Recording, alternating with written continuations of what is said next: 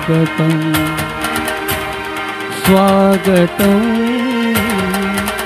स्वागतं सुस्वागतं श्रावणातला निसर्ग फुलतो श्रावणातला निसर्ग फुलतो तशीच फुलली मने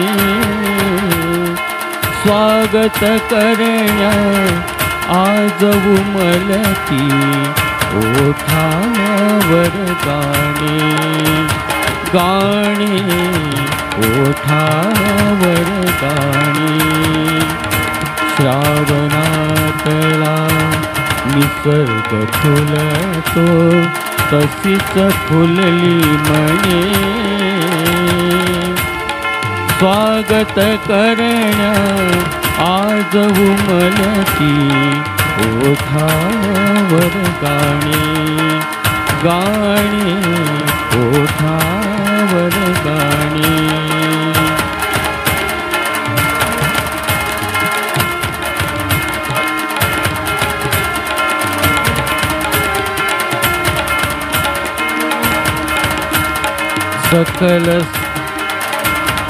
सकल ज्ञानीये सदनीयेता सकल ज्ञानीये सदनीयेता हर्ष बहु जाहला फुले उधळतो मार्गी तुमच्या पाहुणी गुणी जनाना रविराज हा करी तुम्हावर रविराज हा करी तुम्हावर किरणाची उधळणे स्वागत करण्या आज उमलती ओठावर गाणे गाणे ओठावर गाणे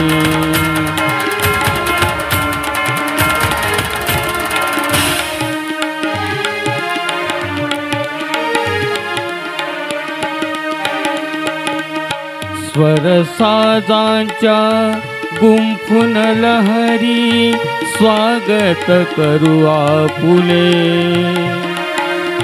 स्वर साजांच्या गुंफून लहरी स्वागत करू आपुले वृक्षासम तुम्ही थोर मनाचे प्रफुल्लित गाती मंगल गाणी किन्नर गाती मंगल गाणी मंगल ही तोरणे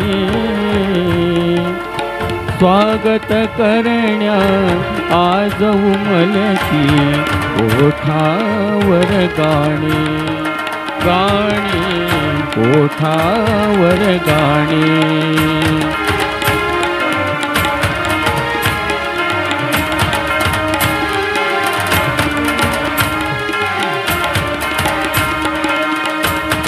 सूर झंकारले गीत साकारले आज या स्वागताला पाहुनिया येथे मान्यवरांना गुंफितो सुमनमाला आपुल्या आगमने शत शत मुचे आपुल्या आगमने शत शत मुचे आमुचे नमन खुशीने स्वागत करण्या आज उमलती ओठावर गाणे श्रावणातला निसर्ग फुलतो श्रावणातला निसर्ग फुलतो तशीच फुलली मने स्वागत करण्या आज उमलती ओठावर गाणे गाणे ओठावर गाणे गाणे ओठावर गाणे आचार्यांच्या पवित्र करकमलाने या पंचवातीचा या ठिकाणी खऱ्या अर्थाने या धर्मसभेला सुरुवात होत आहे आणि प्रत्येकाने शांततेत हा सोहळा या ठिकाणी अनुभवायचा आहे। आदरणीय श्रद्धेय या देवा कैचा पै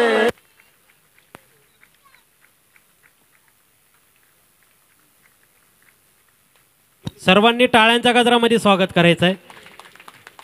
पुन्हा पुन्हा सांगायला लावू नका आणि मलाही बरं वाटत नाही पुन्हा पुन्हा सांगायला, आज कुठले तरी चालतील पण देखे वेदांचा मांदी मेळावा आगमा नाही रिगावा यावर संगीतमय प्रवचन सुरू होतं।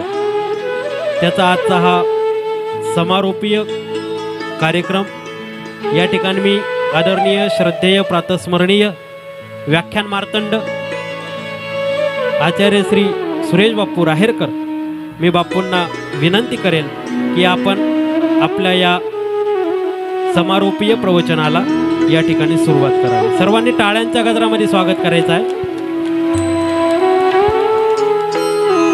बापूंना आज खऱ्या अर्थाने दोन भूमिका पार पाडायच्या आहेत। समारोपीय सत्र आपल्या लीळामृताचंही संपन्न करायचं आहे आणि या कार्यक्रमाचं जे वास्तविक स्वरूप आहे ते प्रास्ताविकाच्या रूपामध्ये आपल्यालाच मांडायचं आहे।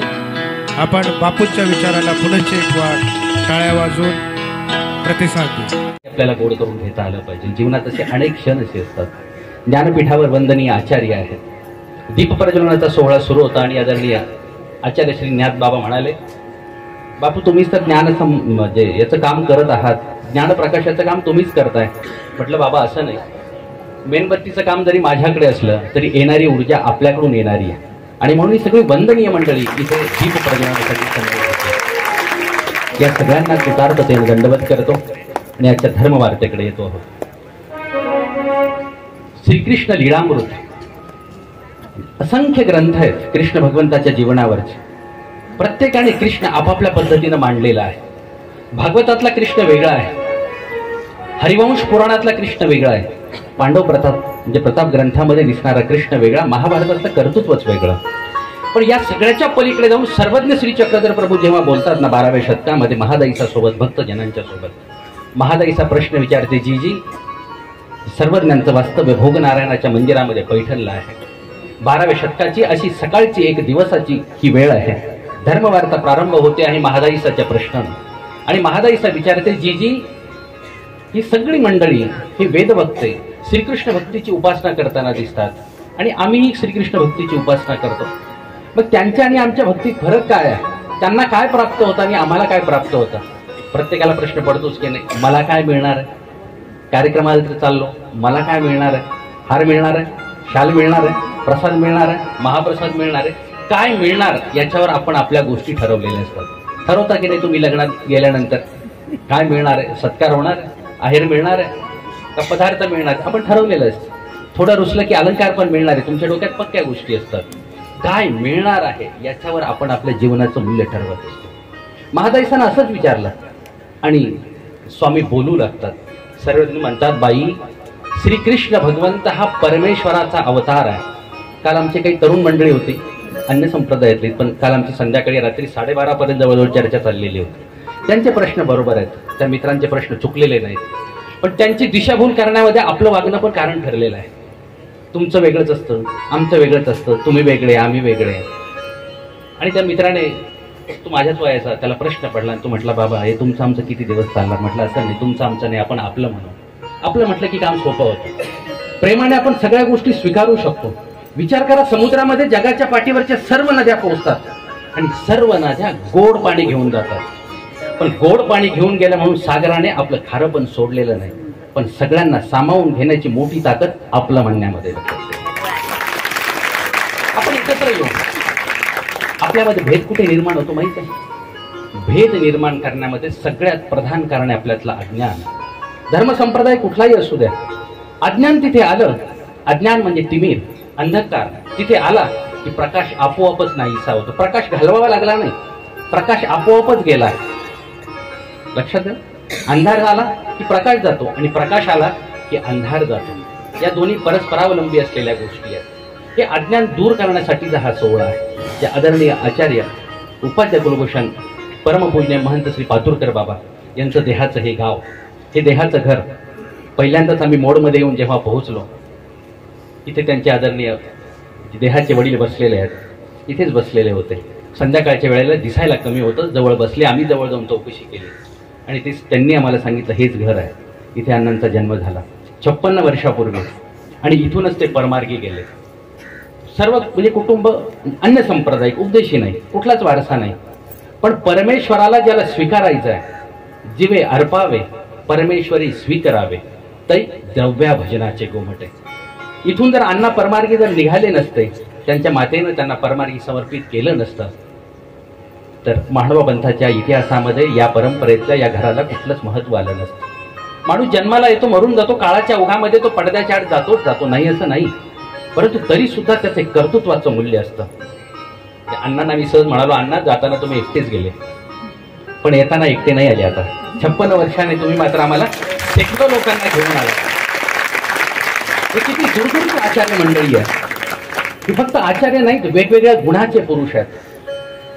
ही सगळी गुणवंत मंडळी इथे आली आणि या गुणवंताचं पूजन करण्याचा आजचा योग आहे.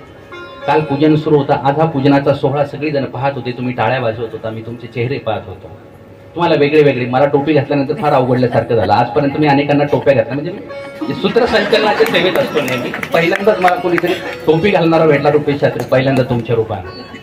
प्रेम आहे, प्रीती आहे, या सगळ्या गोष्टी स्वीकारल्या जातात. गळ्यामध्ये अर्पण केलेला हार, फुलं अनेक आहेत, गंध अनेक आहे, पण एका धाग्यामुळं काय झालं, एका होळीमध्ये आले आणि मग तो पुष्पहार तयार झाला. ही सगळी म्हणजे गुणवंत मंडळी यांचं पूजन करून आपल्या जीवनाला पुण्यांकितेचा स्पर्श करून घ्यावा, अशा प्रकारचा हा सोहळा. या गावाची मंडळी फार भाग्यवान आहे. आम्ही ज्यांच्या निवासस्थानी मुक्कामी होतो, त्या 3 घरातले सर्व पुरुष आणि त्यांच्या महिला, जवळजवळ 20-22 आम्ही सगळी संत मंडळी, सकाळपासून संध्याकाळी 12:30पर्यंत यांच्या सगळ्यांच्या व्यवस्थापनामध्ये. त्यांच्या घरामध्ये जणू काही असं झालं की मांडवा पंथ आतमध्ये इतका घुसलेला आहे की, कारण मध्यान्हकाळी सगळ्या महिला आतमध्ये असायच्या, तपस्विनी महिला, बाहेर संत मंडळी. त्यांनाही प्रश्न पडत असेल की आता दुपारी थांबायचं, तर कुठे पायरीवर थांबावं लागेल. हे ईश्वराच्या विचाराचा वाटचाल करणारी सगळी मंडळी आहे. खरं तर इथं आल्यानंतर मला असं वाटलं, मोड गावामध्ये जणू काही गोकुळच अवतीर्ण झालं की काय, अशा प्रकारचा आनंद इथं आपल्याला अनुभवता आला. श्रीकृष्ण भगवंताच्या लीळेचं जसं आपण चिंतन करीत आहोत. महादाईसानं प्रश्न विचारला, जीजी हे अवघे वेदवक्ते कृष्ण चक्रवर्तींचं भजन पूजन करतात, त्यांना काय फायदा होतो? नाम तर आम्ही उच्चार करतो, नामाचा गोडवा आमच्या अंतःकरणामध्ये तुमच्यामुळेच आलेला आहे, गुरुवर्यांमुळे आलेला आहे, पण अन्य मंडळी जी कृष्ण उपासना करतात त्यांना लाभ काय मिळतो? स्वामींनी महत्वाचा संदर्भ सांगितलाय. श्रीकृष्ण कथेची फलश्रुती काय आहे असा जर प्रश्न तुम्हाला विचारला तर याचं उत्तर या लीळेच्या महत्वाच्या शब्दांमध्ये लक्षात ठेवा.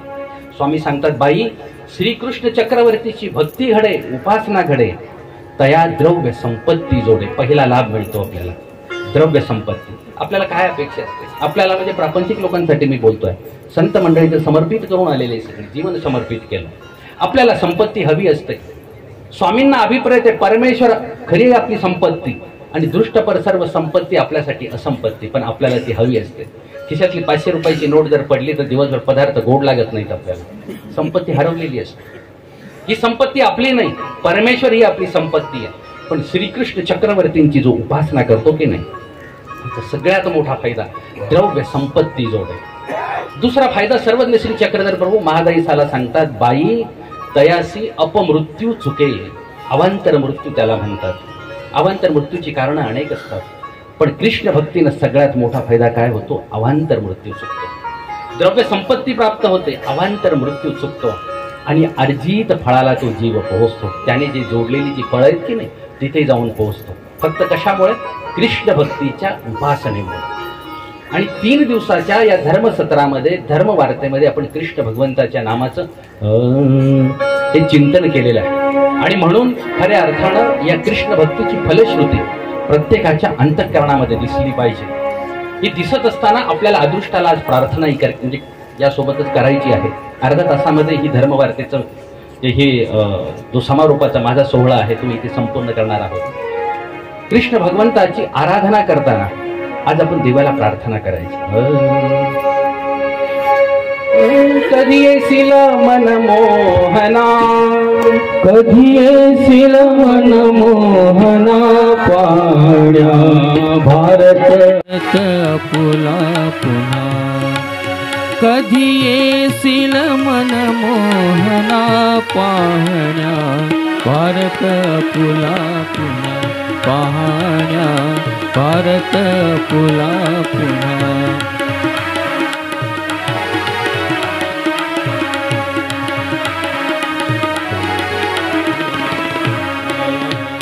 किती मधुर तुझी बासरी, किती मधुर तुझी बासरी. ऐकू दे एकदा तरी, ऐकू दे एकदा तरी. करी प्रसन्न त्यांचे मना, करी प्रसन्न त्यांच्या मना. पाहण्या भारत आपुला पुन्हा. पाहण्या भारत आपुला पुन्हा. कधी येशील मन मोहना, कधी येशील मन मोहना. पाहण्या भारत आपुला पुन्हा. पाहण्या भारत आपुला पुन्हा. पाहण्या भारत आपुला पुन्हा. आगले अति गुलाम जन दाहले, अति गुलाम तोडण्या येई बंधना, तोडण्या येई बंधना. पाहण्या भारत आपुला पुन्हा. पाहण्या भारत आपुला पुन्हा. कधी येशील मन मोहना, कधी येशील मन मोहना. पाहण्या भारत आपुला पुन्हा. पाहण्या भारत आपुला पुन्हा. पाहण्या भारत आपुला. भारत ग्रहण तुम्ही असं कसं म्हणता ग्रहण लागलं? कारण आपल्याला ग्रहण डोक्यात एकच आहे, फक्त कॅलेंडरवर दिसलं की बाबा ग्रहण लागलं. कवीला अपेक्षित असलेलं ग्रहण वेगळं आहे. आज प्रत्येक धर्म संप्रदायाचं चिंतन करा तुम्ही. आपल्या अवतीभोवतीचा चित्रणाचा विचार करा. फार दूर जाऊ द्या, गावाचा विचार करा, तोही सोडून द्या, आपल्या घराचा विचार करा. ग्रहण आपल्या अंगणापर्यंत येऊन पोहोचलं. हे ग्रहण अज्ञानाचं ग्रहण आहे. प्रत्येक धर्म संप्रदायातलं अज्ञान इतकं व्यापक झालंय. महानुभाव संप्रदायामध्ये सुद्धा आपण याच्या झाडा अनुभवतो. सर्व आचार्यगण सुद्धा ही गोष्ट मान्य करते. ज्या पंथाचं नाव ज्ञानपंथ आहे, आज अज्ञान पंथाच्या काठावर आपण येऊन पोहोचलो आहोत. पुन्हा नव्यानं चिंतन करणं गरजेचं आहे. दीप कशासाठी? इथून व्यासपीठावरून ही ज्ञानी मंडळी खाली येत असताना एक आचार्यांनी विचारलं की आज म्हणाले प्रकाश तर एवढा आहे, पुन्हा एकदा नव्यानं दीप प्रज्वलन कशासाठी? बाहेरच्या गोष्टी प्रकाशित करता येतात, परमेश्वर तर स्वयं प्रकाशित आहे. पण आपल्याला अंतःकरणामध्ये जो अज्ञानाचा अंधकार निर्माण झालेला आहे. ग्रहण तिथे आहे, लक्षात ठेवा. चेहऱ्यावर नंतर ग्रहण दिसतं, समजलं? ग्रहण चेहऱ्यावरच नंतर दिसतं. अगोदर ते अंतःकरणामध्ये दुसऱ्याचा द्वेष केला, मत्सर केला. आज एखादी गोष्ट मनासारखी झाली नाही, चांगल्या आवडीनं केलेली तुम्ही भाजी, पतिराजांनी व्यवस्थित कमेंट दिली नाही, लाडू चांगला चकलीला चांगला कमेंट मिळाली नाही, आपण काय म्हणतो एवढा स्वयंपाक चांगला केला, दिवसभर आज लाडू तळण्यामध्ये दळण्यामध्ये बांधण्यामध्ये त्रास झाला, पण लाडू काही पचनीत पडले नाही. फक्त एकच शब्द जर त्यांनी म्हटला असतं तर लाडू छान झाला, भले मुसळाने का फोडावे लागणार, पण त्यांचा एक शब्द आपल्याला आनंद देऊन गेलेला. काम, क्रोध, मद, मत्सर आणि अज्ञान, अहंकार हे खरं तर आपलं ग्रहण आहे. आणि या ग्रहणामध्ये आपल्याला या वेदना निर्माण होतात, लक्षात ठेवा. आणि पुन्हा उजळतीला जायचं असेल, कृष्ण भगवंताच्या भक्तीकडे आपल्याला जावं लागतं. महादाईसानं तेच विचारलं, तुमच्या आमच्या मनामध्ये जो प्रश्न आहे की नाही, हाच प्रश्न आहे. आणि हाच प्रश्न महादाईसा विचारते, जी काही जोडे श्रीकृष्ण भक्तीनं काय निर्माण होत. एका छान वेळेचा मी संदर्भ सांगतो आणि आजच्या विषयाचा आपण समारोप करतो आहोत. महाभारताच्या युद्धाच्या काळच्या शेवटच्या मुद्द्यापर्यंत आपण पोहोचलो होतो. महाभारताचं युद्ध निर्माण झालं. कौरव पांडवांचे दोन्ही पक्षामध्ये माणसं उभी झाली आणि अर्जुनाच्या मनामध्ये मोह निर्माण झाला. कुणीतरी एक जण बोलताना म्हणाले की अर्जुनाला मोह फक्त तिथेच निर्माण झाला का? बंधून खरी गोष्ट आहे, मोह तिथे निर्माण झाला. धागे खूप पाठीमागे असतात. भांडण इथं होतं, पण इथल्या भांडणाची बीजं खूप लांबपर्यंत जुळलेली असतात. तुम्हाला माहीत आहे, भांडणाबद्दल तुमचा फार मोठा अधिकार आहे, त्याच्याबद्दल मी बोलण्याची गरज नाही. कुठल्या भांडणात कुठे निघेल हे तर सांगताच येत नाही. ते देवा धर्मात तर नक्की निघतं. एरवी लग्नामध्ये कधी निघणार नाही, पण देवा धर्मात लगेच तो अहंकार निर्माण होतो. मी गा ऐसा माते ऐसे म्हणितले, लगेच सुरुवात होऊन जाते. त्या ठिकाणी अर्जुनाच्या मनामध्ये मोह निर्माण झाला. मोह म्हणजे अज्ञान आहे, अंधकार आहे. तो विचार करतो, या सर्व नातेवाईकांना मी कसं संपवू, आणि यांना संपवायचं तर मग राज्य कुणावर करायचं? ज्याच्यासाठी राज्य निर्माण करायचंय तेच जर नसले तर मग काय उपयोग त्या राज्याचा? तरी श्रीकृष्ण भगवंताच्या मुखातून श्रीमद भगवद्गीतेचा जन्म झाला. अर्जुना लागी नारायणे केली ब्रह्मरसाची पार. अर्जुनासाठी गीता ग्रंथाचं निरूपण आहे. काल मी बोलतानाही म्हणालो, नवरदेव नवरीचं लग्न आहे, पण एरी वराड्या लेणी लुगडी इतर लोकांना मिळतात की नाही? आपल्याला पदार्थ मिळतात, अलंकार मिळतात, वस्त्र मिळतात की नाही? आहेर दिले जातात, घेतले जातात, ते आहेर मोडले जातात. आनंद, नवरा नवरीचं लग्न आहे, पण आनंद मात्र गावाला झाला. कृष्ण भगवंताने अर्जुनाला गीता निरूपण केली, पण लाभ मात्र आपल्या सगळ्यांना मिळतोय. लक्षात ठेवा, थोडी थोडीची गोष्ट नाही, 5000 वर्ष झाली तरी सुद्धा गीता ग्रंथ आज उपयोगी आहे. ब्रह्मविद्याशास्त्र लक्षात ठेवा हेच आहे. काल आमची तरुण मंडळी मित्र आमच्या सोबत बोलत होते, परमेश्वर भक्तीचा वारसाच असा आहे. शेकडो वर्ष उलटून जातील, युग उलटून जातील, सिद्धांत मात्र तोच आहे. जीव, देवता, प्रपंच आणि परमेश्वर भिन्न भिन्न आहे. आणि नकळत अज्ञानाच्या या प्रसादाने आपण सुखी समजतो. बाबा छान चाललंय, प्रपंच खूप चांगला चाललाय, अज्ञानाची प्रसादे हा जन सुखिया होऊ नये, ते स्वामी सांगतात, आणि त्याच्यामध्ये आपण सुख मानतो. अर्जुनाच्या मनामध्ये मोह निर्माण झाला, गीता निरूपण झालं. श्रीकृष्ण भगवंताचं सर्वोत्तम कार्य कुठलं असेल लक्षात ठेवा. अनेक मंडळी अवतीभोवती आहे, लक्षात ठेवा तुम्ही ही गोष्ट. श्रीकृष्ण भगवंताचं सर्वोच्च कार्य कुठलं असेल तर श्रीमद भगवद्गीता, जे आपल्या संस्कृतीच्या वाट्याला आलेला आहे. अध्यात्माचा आपला हा मूळ ग्रंथ आहे, लक्षात ठेवा. आणि या ग्रंथाची सर्वश्रेष्ठता यामध्ये आहे की फक्त पारायण करून गीतेचं भागणार नाही. पारायणाने काय विडा ठेवला जाईल, दक्षिणा वाढत जाईल, पण जोपर्यंत अंतःकरणामध्ये कृष्ण उतरत नाही. मी मला लहानपणी पाहिलेलं आहे, अंगावर खांद्यावर त्यांनी खेळवलेलं आहे. तळहाताच्या फोडाप्रमाणे ही मंडळी आम्हाला सांभाळते. तुम्ही तुमच्या मुलांवर जेवढं प्रेम करत नाहीत ना, तेवढं प्रेम करणारी तपस्वी साधवी सगळी मंडळी. आदरणीय बाबांना आठवण असेल, कवेलवासी श्री मोठे जुन्नरकर बाबा होते, ते आम्हाला खांद्यावर बसवायचे लहानपणी आणि सांगायचे, अरे याला अंधार म्हणतात, याला प्रकाश म्हणतात. आज इथे हात पुढे करताना, वात लावताना बरं वाटतं, पण या हाताची जागा तिथे आहे. तिथे समजला अंधार काय आहे, तिथे समजला प्रकाश काय आहे. ही सगळी ज्ञानी मंडळींची फार मोठे उपकार आहेत, लक्षात ठेवा. म्हणून अशा प्रकारचे सोहळे घडतात. याचं पाठीमागचं हेच कारण आहे. मी तुम्हाला महाभारताचा संदर्भ सांगत होतो. अर्जुनाच्या मनामध्ये मोह निर्माण झाला, भगवंताने गीता निरूपण केली. आज आपली संस्कृती गीता ग्रंथावर आधारित आहे. फक्त पारायणावर थांबू नका, हळूहळू एक एक शब्दांचा अर्थ समजून घ्या. महानुभाव पंथानं साहित्यामध्ये इतके प्रचंड योगदान दिलं. श्रीमद भगवद्गीतेमध्ये जवळजवळ 70 ते 72 गीता टीका महानुभाव पंथानं दिलेल्या आहे. केवढं मोठं योगदान आहे, लक्षात ठेवा. याचं चिंतन आणि पारायण आपल्याला घडलं पाहिजे, आवर्तन घडलं पाहिजे. विचार, आचार आणि उपचार सगळ्या गोष्टीने आपण हे करू शकतो. कृष्ण तिथं आहे. कृष्ण फक्त पारायणापुरता मर्यादित नाही, कृष्ण फक्त जयघोषापुरता मर्यादित नाही. कृष्ण तिथे आहे. कृष्णाला आपल्याला समजून घेता आलं पाहिजे, स्वतःमध्ये उतरवता आलं पाहिजे. महायुद्धाचा प्रसंग निर्माण झाला आणि या प्रसंगामध्ये कौरव पांडव समोरासमोर. कृष्ण भगवंताची प्रार्थना आहे, प्रतिज्ञा आहे. कृष्णाने अर्जुनाला सांगितलं, लक्षात ठेव, मी शस्त्राला हात लावणार नाही. न धरी शस्त्र करी मी, सांगेन गोष्टी युक्तीच्या चार. युक्तीच्या गोष्टी सांगेल, हातामध्ये शस्त्र धारण करणार नाही.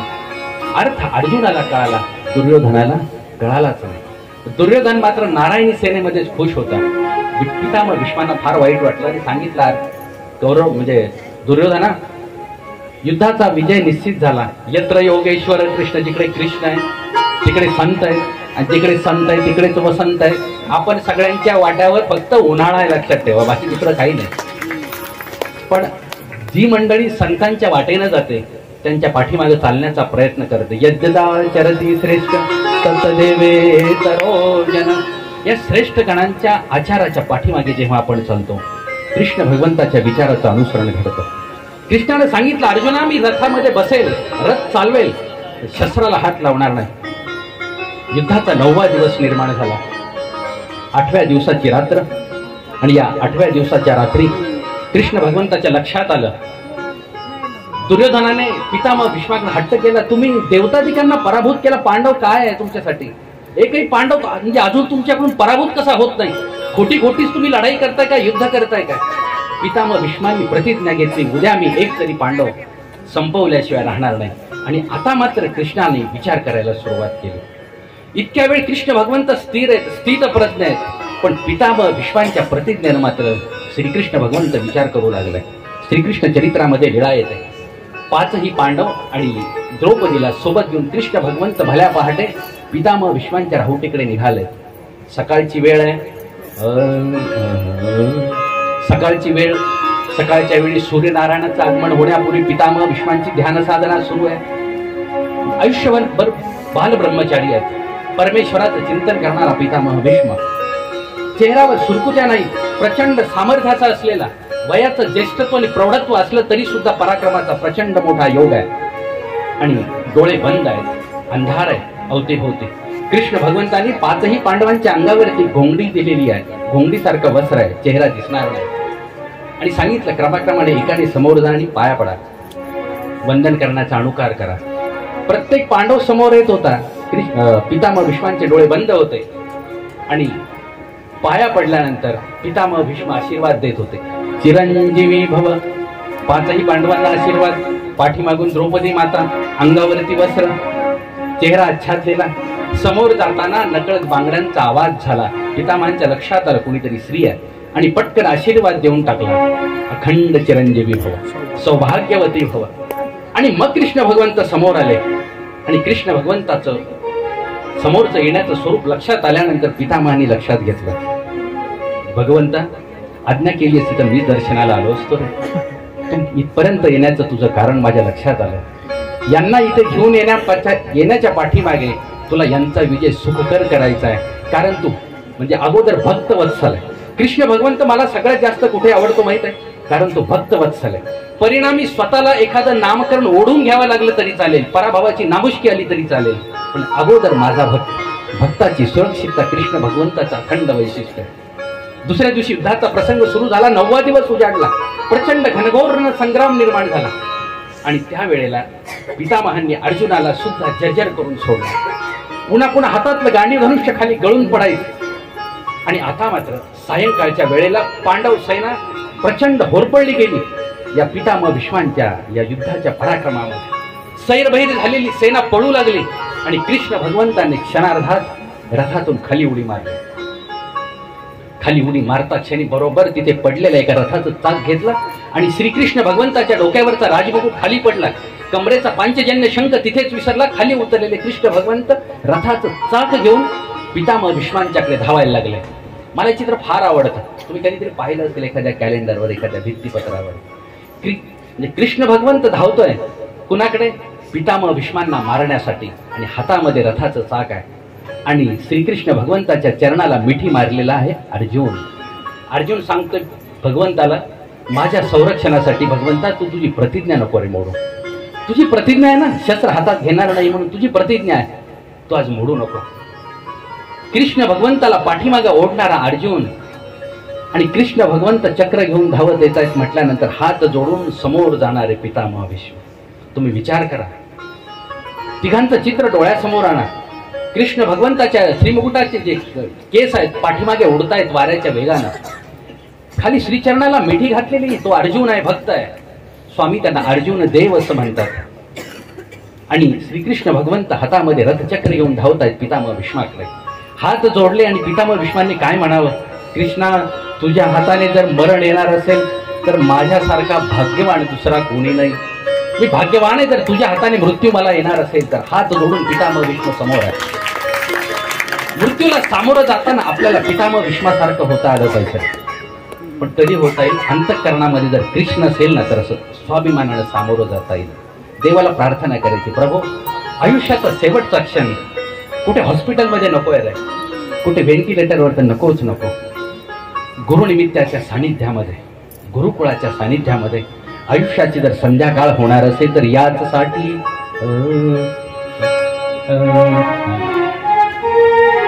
याचसाठी केला होता अट्टहास शेवटचा दिस गोड बाबा. तो अमृताचा, तो भाग्याचा क्षण आपल्याला पकडता आला पाहिजे. पितामह भीष्म सामोरे जात आहेत आणि त्याच क्षणी कृष्ण भगवंतांनी स्वतःच्या हातामध्ये रथचक्र घेतलेलं आहे आणि क्षणार्धामध्ये पावलं पाठीमागे आली. कृष्ण भगवंत पुन्हा रथारूढ झाले, युद्ध समाप्त झालं आणि नंतर पितामह भीष्मांचा शेवट झाला. मला तुम्हाला या लीळेचा संदर्भ यासाठी द्यायचा आहे. प्रसंगी स्वतःची प्रतिज्ञा मोडावी लागली तरी चालेल, पण कृष्ण भगवंत भक्ताच्या संरक्षणासाठी स्वतःची प्रतिज्ञा विसरून जातात. सर्वज्ञ श्री चक्रधर प्रभू सांगतात, बाई ते तर कवन होता श्रीकृष्ण चक्रवर्तीचा. काय गंमत आहे. जन्माला आले यादव कुळामध्ये, कुणी यमाचा भक्त, कुणी सोमाचा भक्त, कुणी चंद्राचा भक्त, वेगवेगळ्या देवतेंचे भक्त. एक श्रीकृष्ण चक्रवर्तींचं उद्धव अर्जुनाशिवाय दुसरं कोणीच भक्ती करत नव्हतं. होतं की नाही आपलं. एका कुटुंबामध्ये आम्ही गेलो, मी मोडमधलं नाही सांगत आहे, कुटुंबात आम्ही गेलो. देवपूजा कुठे गेलं ताई, रात्रीच आम्ही वेळीला होतो. देवपूजा, आजोबांचा उपदेश आहे, आईंचा म्हणाले नाही अजून, वडिलांचा त्यांचा पण नाही. म्हटलं तुझा, माझा पण नाही. म्हटलं तुझं वय 18 वर्षाचं, मुलगा तो पण मोठा, त्याचाही उपदेश नाही. अरे म्हटलं घर तर तुझ्या वडिलांचं आहे, आजोबांचं आहे, आजोबांच्या संपत्तीवर पुढे अधिकार तुझ्या वडिलांचा, वडिलांच्या नंतर अधिकार कोणाचा, तुझा अधिकार. मग जर वडिलांच्या संपत्तीवर जर तुझा अधिकार आहे तर वडिलांच्या देवपूजेवर तुझा अधिकार का नाही. मी विकायला नाही आलो, मी यथार्थाची जाणीव करून द्यायला आलो. लक्षात ठेव, उपदेश हा फार महत्वपूर्ण विधी आहे, ज्याच्या जीवनाला कृष्ण भगवंतासारखा मार्गदर्शक आहे, सखा आहे, मित्र आहे, पती आहे, सगळं काही कृष्ण भगवंत आहे. हे ज्याला सांभाळता आलं त्याचा सारखा भाग्यवंत दुसरा कोणी नाही. ज्या झोपडीच्या समोर बसून हा कार्यक्रम होतो आहे, मी विचार करतो, पहिल्या दिवशी आलो तेव्हा ही खिडकी काय बोलत असेल आपल्याकडे पाहून, खिडकीला काय वाटत असेल, या दरवाजाला तरी काय वाटत असेल. कधी असं तरी स्वप्न सुद्धा पाहिलं नसेल या दरवाजानं. इथून बाहेर जाणारं पाऊल महाडवा पंथामध्ये एक वेगळं सुवर्ण पर्व निर्माण करेल आणि शेकडो लोकांना घेऊन इथे पोहोचेल. 13व्या शतकामध्ये आमच्या महाडवा पंथाचे आणेराज व्यास नंदुरबारी येथे आले आणि तिथून महाडवा पंथाचा विचार या जिल्ह्यामध्ये, परिसरामध्ये सुरू झाला. केवढी मोठी ज्ञान परंपरा आहे आणि त्या ज्ञान परंपरेला समृद्ध करणारे आदरणीय उपाध्याय कुलभूषण आचार्य श्री पातुरकर बाबा असे अनेक सोहळे. सोहळ्याचं नाव असतं सगळीकडे सुख, श्रेय आणि शृंगार. या सुखामध्ये पवित्रता आहे, ज्या सुखामध्ये परत्री असलेला लाभ आहे. शृंगार आहे, कुठला शृंगार आहे, जो धर्माला अधिष्ठित देणारा शृंगार आहे. हा सगळा लाभ कुणामुळे मिळतो माहित आहे, आदरणीय अण्णांच्यामुळे.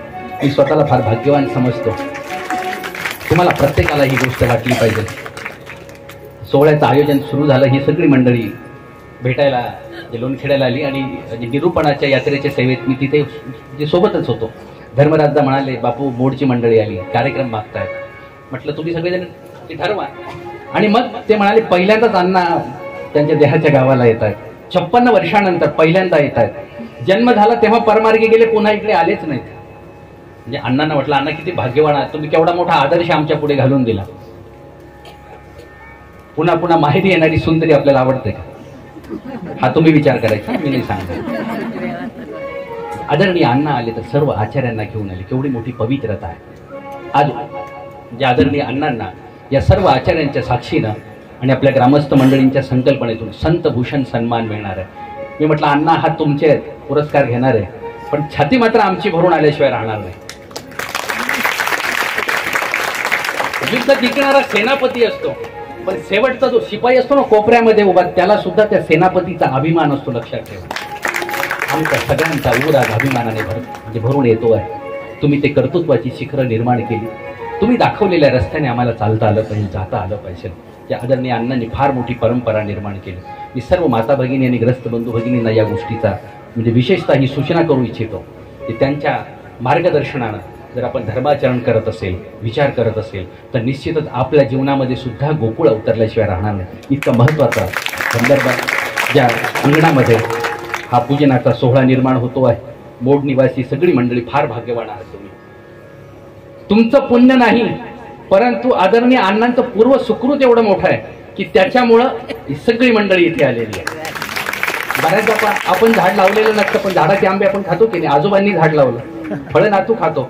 कधी विचार केला नातवाने हे ठरवलं पाहिजे पुढे येणाऱ्या माझ्या नातवासाठी मला झाडं लावली पाहिजेत, लक्षात ठेवा.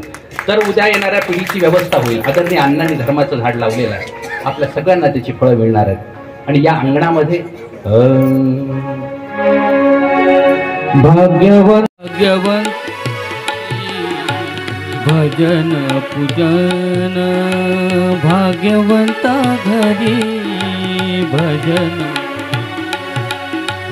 त्याची वाट पाहे यदुनंदन, त्याची वाट पाहे यदुनंदन, भाग्यवंता घरी भजन पूजन, भाग्यवंता घरी भजन पूजन, भाग्यवंता घरी भजन पूजन.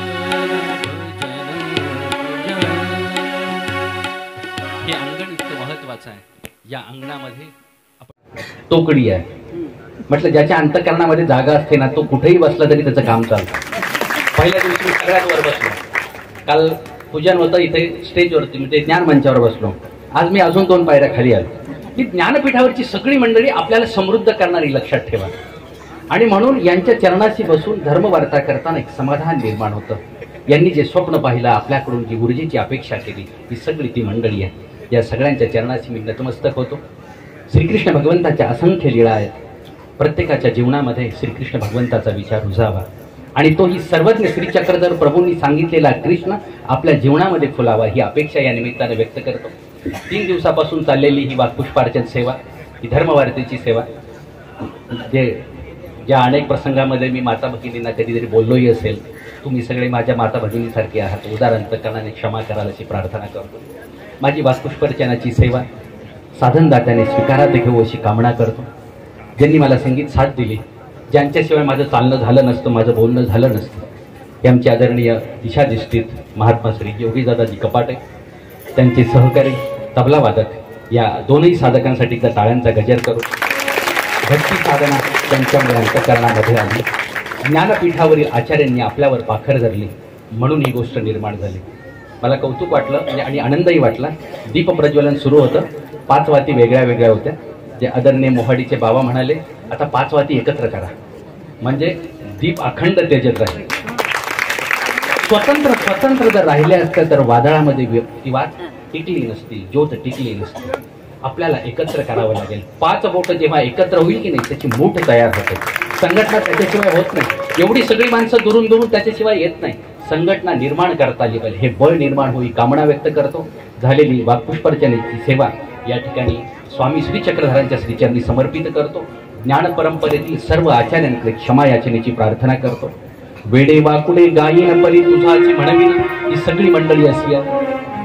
मी पृथक कुणाच्या नामाचा उल्लेख केला नाही, कारण त्यांच्या धर्मरूप गुण उपकाराची जाण ठेवत त्यांच्याप्रमाणे वर्तन करण्याची मी स्वतःसाठी सुद्धा कामना व्यक्त करतो. पुन्हा एकदा टाळ्यांच्या गजरामध्ये सर्व आचार्यांना दंडवत करतो. ही संपूर्ण सेवा मोड मुलाची सगळी मंडळी या आदरणीय अण्णांच्या आशीर्वादानं मला ही सेवा करता आली. या सेवेबद्दल म्हणजे मनोमन देवाला प्रार्थना करतो, या सेवेचा स्वीकार व्हावा. सगळ्या संतगणांना, सर्व तपस्विनी साध्वींना, माता भगिनींना दंडवत करतो आणि माझ्या श्रीकृष्ण लीळामृत धर्मवार्तेला या ठिकाणी संपूर्णत्व झालं, पूर्ण झालं अशी उद्घोषणा करूयात. एकदा भगवंताचा जयघोष करू. आजचा विचार थांबूयात. श्री गोपाल कृष्ण महाराज की जय.